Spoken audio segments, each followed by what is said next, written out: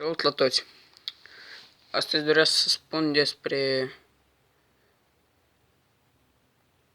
rozăgrușul unui adapter de Wi-Fi. Cu ajutorul acestuia va merge Wi-Fi-ul cu 150 de megabits mai repede. Aici este instrucția. Haideți să ne uităm după completație. Așa, vedem. Trebuie să tragem de aici. Se deschide asta ce se poate scos. Saluturi. Avem discul cu driver, dar în ziua de astăzi la nimeni nu trebuie driverurile. Și ce mai avem aici?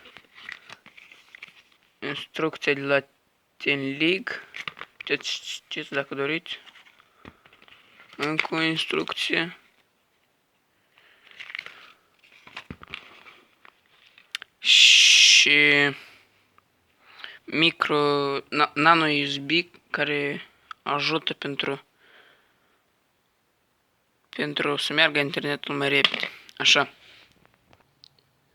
Ce este nevoie pentru a câștiga acest nano USB adapter pentru Wi-Fi?